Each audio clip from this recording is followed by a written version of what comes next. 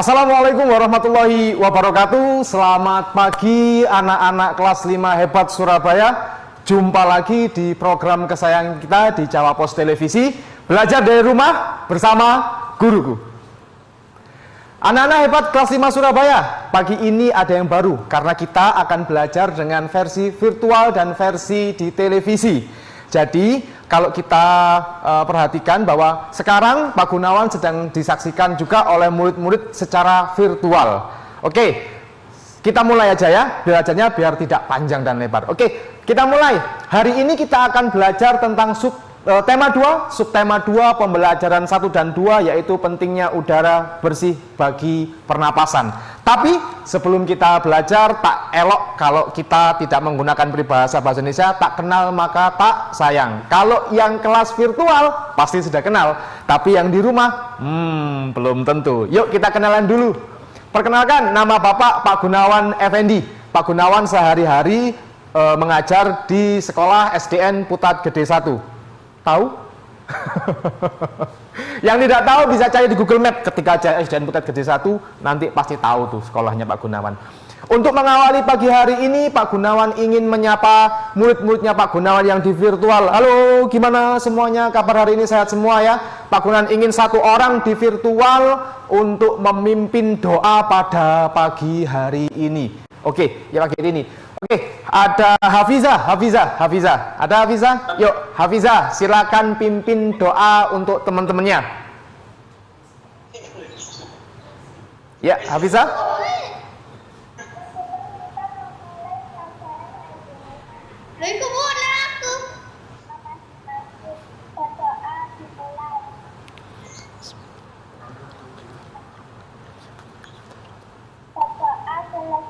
Oke, terima kasih Hafiza. Oke, kita mulai materi kita. Yuk, tema 2, subtema 2, pembelajaran 1 dan 2. Pentingnya udara bersih bagi pernapasan. Yuk, 2020-2021 kita mengalami pandemi COVID-19. Indonesia mengalami darurat COVID-19. Sehingga kita harus melakukan pembelajaran belajar dari rumah. Tahukah kalian bahwa gangguan pernapasan yang materi kali ini tentang gangguan pernapasan itu sangat erat hubungannya dengan kondisi sekarang, karena faktor-faktor yang mempengaruhi bisa kita langsung saksikan dalam kehidupan sehari-hari. Oke, kita lihat nih faktornya. Faktor pertama dalam gangguan pernapasan, yang pertama yaitu faktor fisik. Faktor fisik ini dialami karena ada dua hal. Yang pertama tentang kelainan saat lahir, dan kedua yaitu tentang genetis. Nanti Pak Gunawan akan jabarkan. Kemudian faktor kedua yaitu faktor penyakit. Seperti yang kita saksikan di televisi dan di berita-berita bahwa sekarang kita sedang diserang oleh virus, dan juga tentang komorbid kalau faktor penyakit. Faktor ketiga yaitu faktor lingkungan, kebiasaan sosial dan juga polutan yang ada. Faktor pertama atau faktor fisik kita hubungkan dulu dengan faktor genetis. Kenapa faktor genetis? Karena faktor genetis ini ada hubungannya dengan keprematuran saat lahir dan juga ada penyakit turunan. Jenisnya apa saja, Pak? Ada asma, ada bronkitis. Perawatannya bagaimana? Kalau kita cermati, perawatan pada mereka yang mengalami faktor fisik bisa dengan obat-obatan, alat bantuan pernapasan. Kemudian untuk pencegahannya bisa hindari pemicu terjadinya reaksi pada alerginya. Faktor penyakit yang sekarang kita sedang gencar-gencarnya diberitakan, yaitu pertama tentang virus, yang kedua tentang komorbid. Virus, kita lihat di sini, virus semakin zaman semakin berkembang, semakin kuat virusnya, semakin hebat, akhirnya menyerang ke manusia karena bentuknya bermutasi. Virus adalah susunan protein. Jadi virus itu adalah susunan protein sehingga bisa menyerang semua makhluk hidup. Kalau komorbid itu adalah penyakit bawaan. Penyakit bawaan contohnya ada penyakit paru, penyakit tuberkulosis, ada penyakit darah dan asma. Oke, sebelum Pak Gunawan lanjutkan, ada pertanyaan. Kalau Pak Gunawan lihat tadi, adakah pertanyaan yang ada di virtual? Mungkin dari penjelasan Pak Gunawan tadi. Ya, silakan. Oke. Oh, itu ada Alivia. Silakan Alivia. Alivia? Alivia Azarin. Oke, Alivia Azarin, silakan. Itu sudah mengacungkan tangan. Ya, Alivia Azarin, silakan. Ada pertanyaan tadi? Alivia Azarin? Ada pertanyaan Alivia Azarin? Oh, nggak ada, nggak jadi. Oke, Pak Gunawan akan jelaskan lagi. Nah, di komorbid ini atau penyakit bawaan biasanya menyerang atau memaparkan virusnya pada orang-orang dengan kelainan genetis yang tadi Pak Gunawan sebutkan. Mereka yang mengalami penyakit komorbid ini biasanya lebih rentan terhadap terserangnya virus, apalagi sekarang ada virus COVID-19. Virus COVID-19 ini menyerang mereka dengan komorbiditas atau komorbidnya terhadap alat pernapasan manusia, yaitu sistemnya. Contoh, Pak Gunawan tadi sebutkan bahwa ini dia, ada jenis penyakit-penyakit yang biasanya jauh lebih rentan terserang COVID-19, yaitu penyakit asma dan bronkitis. Penyakit asma dan bronkitis ini menyerang sistem pernapasan manusia dengan sangat luar biasa.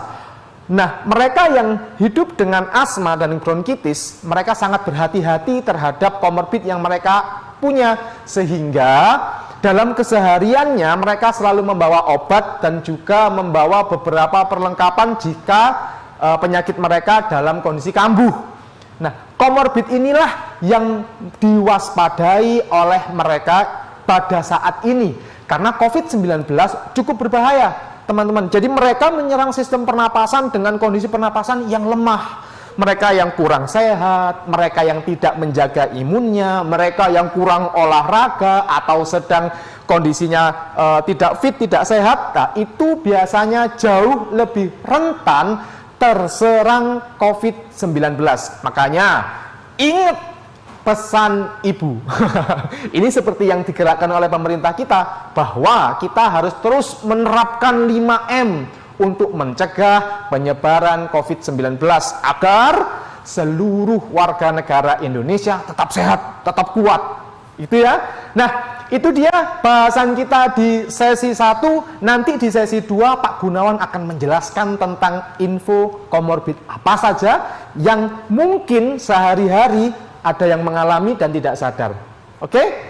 Jadi jangan kemana-mana, karena kita akan belajar lagi di Jawa Pos TV dengan program kesayangan kita, Belajar dari Rumah bersama Guruku.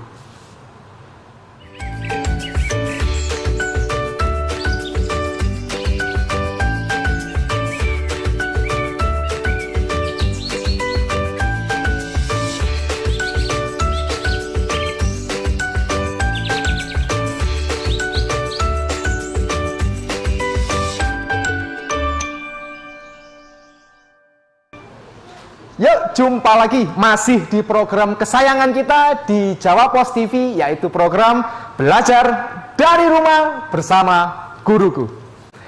Nah, di sesi 1 tadi Pak Gunawan sudah menjelaskan tentang faktor-faktor yang mempengaruhi terjadinya gangguan pernapasan pada manusia. Ingat, apa tadi faktor pertama? Pinter, keren. Faktor pertama yaitu faktor fisik, adanya kelainan dan oke, bagus sekali. Adanya kelainan genetis dan juga kelainan saat lahir. Yang kedua, yaitu faktor penyakit atau virus.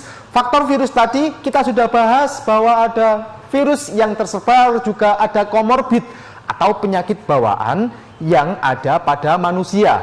Sekarang kita akan masuk ke nah dia. Di sesi ini, Pak Gunawan akan menjelaskan tentang fokus kita, yaitu di virusnya. Kenapa di virusnya? Karena kemungkinan besar penduduk Indonesia banyak yang terserang penyakit ini. Hanya saja kadang-kadang tidak sadar. Kenapa nih? Kok nafasnya tersengal-sengal? Atau mungkin nafasnya berat? Yuk kita cek apakah kondisi itu termasuk dalam penyakit atau virus yang Pak Gunawan akan terangkan sekarang. Yuk kita lihat. Oke. Komorbid, yaitu komorbid penyakit bawaan yang pertama Pak Gunawan akan bahas, yaitu asma. Apa itu asma? Atau mungkin ada yang tahu? Atau mungkin bahkan ada yang sudah menderita asma di rumah. Asma adalah penyakit bawaan atau bisa dibilang penyakit genetis. Kalau penyakit genetis berarti sifatnya bisa turun-temurun. Artinya bila ada orang tua yang sudah terkena asma, bisa jadi anak-anaknya, putra-putranya, putri-putrinya juga terserang penyakit asma karena dia genetis. Asma merupakan penyakit penyumbatan saluran pernapasan yang disebabkan oleh alergi. Ingat-ingat ya, asma itu ada hubungannya dengan alergi. Nah, alerginya seperti apa? Karena sebagian besar penderita mendapat asma secara genetis. Ingat-ingat, genetis. Sebagian besar loh ya. Bukan berarti asma bisa menyerang, Pak, orang tua saya tidak asma, kenapa saya asma? Ya bisa jadi. Karena bisa jadi asma itu juga menyebar lewat yang lain, tapi sebagian besar asma menyerang penderitanya atau menyebar secara genetis. Fakta tentang asma. Gejala awal asma biasanya batuk, terutama pada malam atau dini hari. Sesak napas, napasnya berbunyi. Jadi kalau kalian malam hari napasnya berbunyi kayak nah, ini mungkin harus cek ke dokter deh. Kenapa? Karena gejala beratnya biasanya batuknya akan semakin hebat. Kemudian sesak napasnya yang berat. Napasnya tersengal-sengal kayak orang habis lari dan terputus-putus. Kemudian ada sianosis karena kekurangan oksigen sehingga kebiru-biruan muka kita. Yang terakhir sulit tidur. Biasanya semakin kita tidur terlentang, maka biasanya semakin sesak napas. Dan terakhir kesadaran tubuh menurun. Penanganannya, ketika kita terserang seperti ini, maka kamu harus duduk tegak, tetap tenang, perbaiki napas, sesak napas yang membuat itu biar lebih turun, stabil. Kemudian hindari pemicunya, alerginya. Yang terakhir, hubungi layanan medis jika kondisinya semakin memburuk. Pak Gunawan punya video, mungkin Pak Gunawan minta nih, ada salah satu biar on click ya. Pak Gunawan punya video setelah ini, videonya bisa diputar biar kalian tahu bagaimana asma bisa menyerang manusia dan bagaimana kondisinya asma bisa terselesaikan. Oke? Yuk diklik aja. Yuk kita saksikan sama-sama. Asma adalah kelainan atau penyakit jangka panjang atau kronis pada saluran pernafasan yang ditandai dengan peradangan dan penyempitan saluran nafas. Nah, ini dia saluran napas kita terjadi penyempitan ya. Jadi ketika asma itu terjadi penyempitan di paru-paru kita. Sering batuk terutama pada malam hari. Nah, itu tadi ya. Tadi batuknya di malam hari, terjadi sesak napas dan akhirnya kita mudah merasa lelah saat olahraga. Nafas berbunyi ngih-ngih. Nah, mengi itu nafasnya berbunyi seperti bersin, sakit tenggorokan dan sakit kepala. Oke, kita lihat sulit tidur. Dengan kondisi seperti itu kita akan mengalami sulit tidur dan lama-lama akan terjadi penurunan kesadaran. Berikut adalah beberapa hal yang itu dia pemicu asma. Sekarang kita lihat nih pemicu asma. Salah satunya yaitu terjadinya virus yang masuk dan terjadinya infeksi di saluran. Bisa juga terjadi karena bulu atau rambut dari hewan peliharaan kita. Bisa kucing, bisa anjing. Nah, pengobatan ringannya bisa pakai aspirin dan ibuprofen. Alergi makanan. Bisa juga asma dipicu oleh alergi makanan. Dan lembab. Kondisi dalam ruangan yang lembab atau berdebu. Nah, itu dia. Jadi ruangan di rumah nggak boleh lembab ya, biar tidak dipicu oleh asma. Sudah diketahui, usahakan untuk menghindarinya agar dapat mengontrol gejala asma. Kenali dan hindari adalah kata kunci. Oke, itu jadi kenali dan hindari bagaimana asma bisa terjadi pada manusia sehingga kita bisa mengenal lebih dini apakah asma terjadi pada tubuh kita atau tidak. Oke, sekarang sesi selanjutnya. Oke, kita akan buka sesi pertanyaan lagi. Ada yang mau bertanya bagi murid-muridnya Pak Guna yang di virtual? Silakan. Wah, itu Zahra, silakan. Zahra Putri sudah mengacungkan tangan. Silakan Zahra Putri. Zahra Putri. Penderita asma.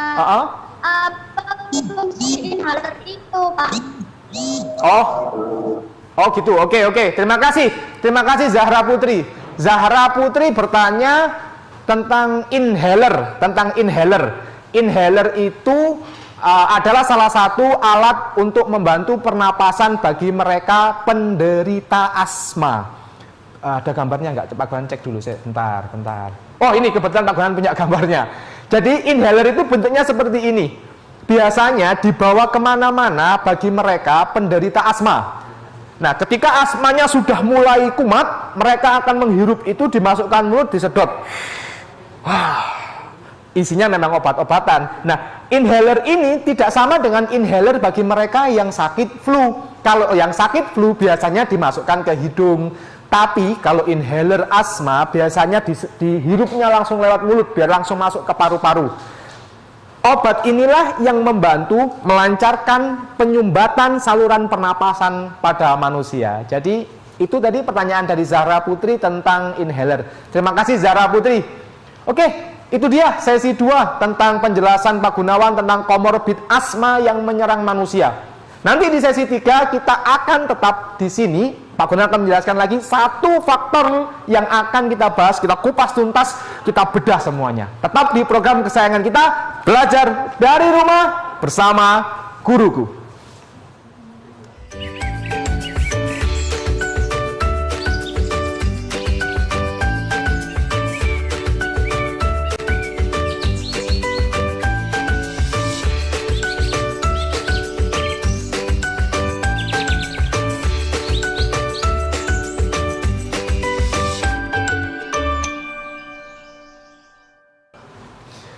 Masih di program kesayangan kita di televisi Jawa Pos TV dengan program kesayangan kita yaitu Belajar dari Rumah bersama Guruku. Nah, gengs, tadi di sesi 1 dan sesi 2 kita sudah mempelajari tentang faktor-faktor kelainan, mulai dari kelainan genetis atau kelainan fisik, kemudian faktor virusnya atau faktor penyakitnya. Kita juga sudah membahas tentang komorbid. Nah, di faktor ketiga ini kita akan membahas bagaimana faktor ini terbentuk supaya kita tahu apanya, supaya kita tahu penyebabnya seperti apa, terjadinya kapan, di mana dan bagaimana cara menyelesaikan sebuah permasalahan. Kita mulai ya. Oke. Masih di tema COVID-19. Jadi COVID-19 itu peristiwa menyebarnya penyakit coronavirus. COVID itu singkatan dari Coronavirus Disease. Menyebarnya tahun 2019, makanya disebut COVID-19. Nah, faktor ketiga yang akan kita bahas yaitu tentang faktor lingkungan. Faktor lingkungan ini ada dua hal yang harus kita perhatikan. Yang pertama yaitu tentang kebiasaan sosial. Ini yang menyebabkan banyak sekali kasus-kasus penyebaran COVID-19 di Indonesia cukup meresahkan dan sulit untuk dibendung. Semakin hari semakin banyak orang yang terinfeksi karena kebiasaan sosial. Yang kedua yaitu polutan. Polutan itu bagaimana kotoran yang ada di udara terjadi. Terus bagaimana mengatasi kebiasaan sosial agar COVID-19 bisa segera kita hentikan penyebarannya? Tentu saja sesuai dengan arahan pemerintah, yaitu kita ayo terapkan 5M. Masih ingat 5M? Pintar, 5M. Yang pertama, menjauh dari kerumunan. Kalau ada sesuatu yang berkerumun, jangan ikut nimbrung. Menjauh, jaga jarak. Ya, minimal 1 meter. Kalau maksimal mah terserah. Kalau memang bisa dihindari, kalau bisa jangan berkerumun. Mencuci tangan setelah dari keluar rumah atau masuk rumah, cuci tangan harus rajin, pakai sabun tentunya. Kemudian memakai masker, apalagi sekarang kondisinya semakin parah ya, karena ada varian yang terbaru, maka maskernya sekarang bisa double, masker medis dan masker kain. Kemudian membatasi mobilitas, kalau memang tidak ada kepentingan, tidak perlu kita keluar kota atau pindah-pindah tempat atau yang lain. Bisa tetap di rumah. Oke, selanjutnya kalau kita lihat di halaman 53 buku tematik kita, di situ ada peristiwa yang berhubungan sekali dengan faktor lingkungan, yaitu kuldesak lantaran Jerebu. Kuldesak itu dalam bahasa Indonesia, kuldesak itu artinya buntu. kasus yang buntu. Jadi kul-de-sak itu sebuah peristiwa yang tidak ada jalan keluarnya, buntu karena jerebu-jerebu ini asap. Peristiwa ini terjadi di Sumatera, tepatnya di Riau pada tahun 2015. Pada saat itu terjadi kebakaran hutan hebat sehingga asap menutupi hampir seluruh pulau Sumatera bagian barat, bahkan bisa menyeberang ke negara tetangga yaitu Singapura dan Malaysia. Hal ini cukup meresahkan. Kenapa? Karena hampir seluruh masyarakat di Riau mengalami sesak nafas karena kekurangan kadar oksigen di sana. Makanya kalau kita lihat teks halaman 53, di sana ada tokoh kita yaitu Asep. Bahkan Asep ini, kalau di halaman 53, Asep ini sampai harus memindahkan seluruh keluarganya untuk keluar kota. Tujuannya menghindari polutan asap. Dari sebuah peristiwa, kita bisa tahu bagaimana peristiwa itu kita pecah menjadi beberapa pertanyaan supaya kita tahu bagaimana cara pencegahannya. Maka kita harus paham dulu tentang kata tanyanya. Kata tanyanya apa? Siapa? Kapan? Nah, ini penting. Kenapa? Karena ini berhubungan dengan sebuah peristiwa. Apa? Kata ini merupakan kata yang berfungsi untuk menanyakan keadaan. Kalau siapa, menanyakan siapa pelakunya atau pelakunya. Kapan? Berfungsi untuk menanyakan interval peristiwa atau waktunya. Ada di mana? Berfungsi untuk menanyakan tempat suatu peristiwa terjadi. Mengapa? Mengapa itu biasanya digunakan untuk menanyakan alasan sebab terjadinya peristiwa. Terakhir, bagaimana atau berapa, berfungsi untuk sebagai kata yang menanyakan cara atau proses sebuah peristiwa berlangsung. Kalau dalam dunia jurnalistik, kegiatan ini disebut 5W1H. Pak Gunan yakin kamu sudah pasti tahu semuanya. Di kelas 4 dulu sudah ada. Nah, kelas 5 ini kita akan diulang lagi di 5W1H. Kalau dilihat dari teks halaman 53, kita tahu, kita bisa buat pertanyaan tuh. Apa penyebab asap di Riau? Siapa nama narasumber tadi? Kapan terjadinya peristiwa? Di mana kebakaran hutan terjadi? Mengapa langkah meninggalkan Riau? Ya, kenapa harus meninggalkan Riau si Asep tadi? Yang terakhir, bagaimana upaya penduduk Riau menyelamatkan diri dari bahaya asap. Nah, itu dia kata-kata tanya yang bisa digunakan dalam kalimat tanya. Pak Gunan akan buka satu penanya lagi bagi siapa yang mau bertanya. Ada yang mau tanya? Angkat tangan. Oke, itu dia. Mehrunisa. Silakan Mehrunisa kalau mau bertanya. Mehrunisa. Apa peristiwa bisa dicari kalimat pertanyaannya, Pak? Apakah, oke, terima kasih Mehrunisa pertanyaannya. Apakah semua peristiwa bisa dicari kalimat tanya atau kata tanyanya? Oke, kita lihat lagi di tadi ya.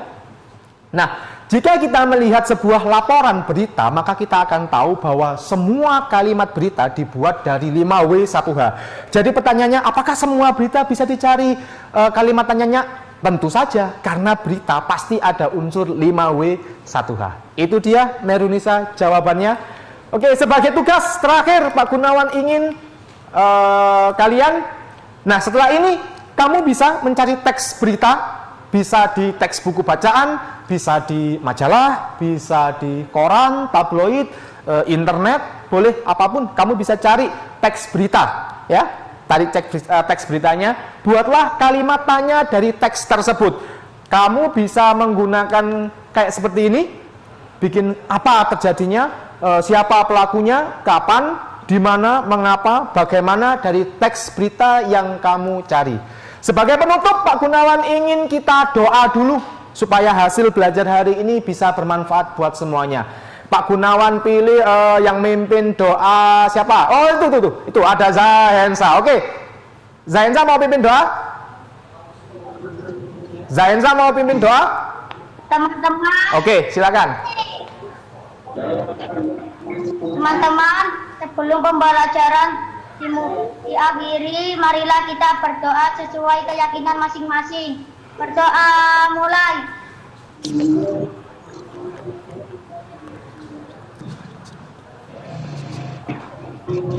Berdoa selesai. Oke, terima kasih Zahensa. Kalau gitu Pak Gon akhiri dulu pertemuan kita hari ini. Semoga ilmu hari ini bermanfaat bagi kalian semua. Dan terima kasih atas perhatiannya Pak Gunawan muridnya di virtual.